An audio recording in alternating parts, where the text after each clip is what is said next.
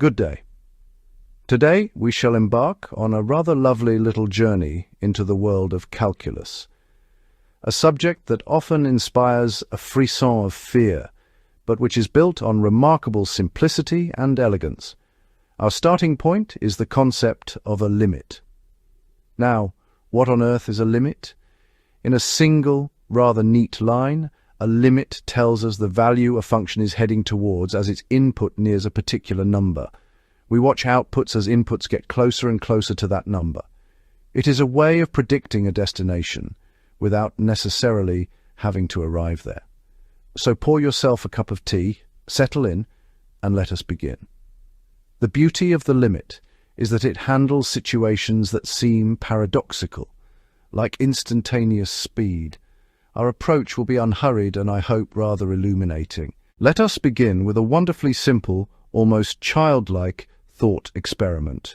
You decide to take a step that covers half the remaining distance. From your new position, you repeat the process, halving the gap each time. Do you ever actually reach the door? In pure mathematics, you never technically touch it. You're always a half step away from zero. However, we can say with certainty what you are approaching. The door is the limit. The limit is not about whether you arrive, but about the destination you are undeniably heading for. This paradox, attributed to Zeno, captures the spirit of a limit, process versus outcome. Your distance approaches zero. The limit of your position is the door itself. We have predicted the end of your journey without performing infinitely many steps. Limits study what happens in the immediate vicinity, not just at the single address.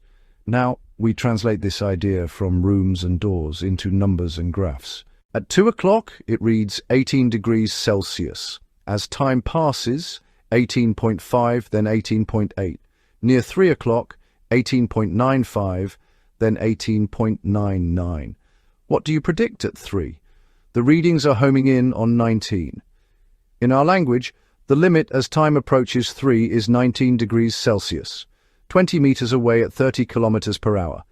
10 meters, 15. 5 meters, 7. 1 meter, 2. Closer still, nearer to 0. The limit of speed as distance to the line goes to 0 is 0.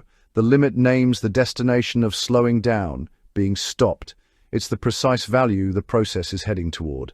The simplest tool for approaching is the number line, a straight line of equally spaced numbers stretching infinitely. Place a target at 2. Try to get as close as possible. From the left, 1, 1.5, 1.9, 1.99, 1.999. We can make the gap as small as we like.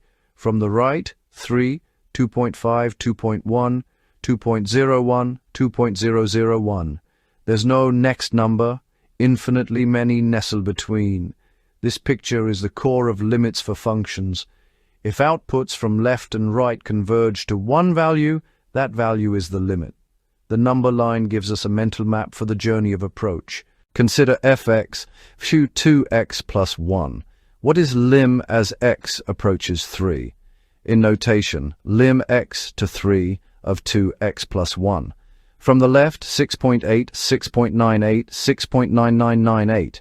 From the right, 7.2, 7.02, 7.002. Both sides head to 7. The limit is 7. For many continuous functions, the limit equals the value at the point. But limits truly shine when direct substitution isn't possible. Let's see a case with a hole. Let g x x squared minus 4 over x minus 2. Find lim as x approaches 2. Direct substitution gives 0 over 0, undefined. From the left, 3.9, then 3.99, approaching 4. From the right, 4.1, then 4.01, also toward 4. So the limit is 4. Algebra reveals x squared minus 4 factors as x minus 2, x plus 2. Cancelling leaves g, x, hash x plus 2 for x not equal to 2. The original graph has a hole at 2.4. The limit gives the y of that hole. It's the value the function would have if it were defined there. Indeterminate form, simplification, and the limit resolve the mystery. Limits also illuminate sequences, ordered lists following a rule. Start with 1/2, add a quarter, add an eighth, each half of the remaining. The partial sums climb, 3/4, 7/8, 15/16, and so on. In decimals, they edge ever closer to 1. The limit as n approaches infinity is 1, a finite answer to an infinite process. Such limits reveal long-term behavior, stable temperatures, populations, equilibria. Sequences either converge to a stable value or diverge without bound. The language of limits makes eventual behavior precise. Next, when two sides disagree. Left-hand and right-hand limits. Consider hx. 1 for negative x, 2 for x at or above 0. From the left, outputs stay at 1. The left-hand limit is 1. From the right, outputs stay at 2. The right-hand limit is 2. Since left and right differ, the two-sided limit at 0 does not exist. The function makes a jump. No single destination from both sides. Key rule: a two-sided limit exists if and only if both one-sided limits agree. This distinction is vital for analyzing discontinuities. A limit is, at its core, a tool for prediction. It is the value a function or sequence gets infinitesimally close to. It names the destination by observing the trend of approach. This key unlocks calculus. The derivative is the limit of average slopes as the gap shrinks to 0. The integral is the limit of sums of thin rectangles. Limits define instantaneous change and long-term totals in science and beyond. In summary, limits answer. What happens next?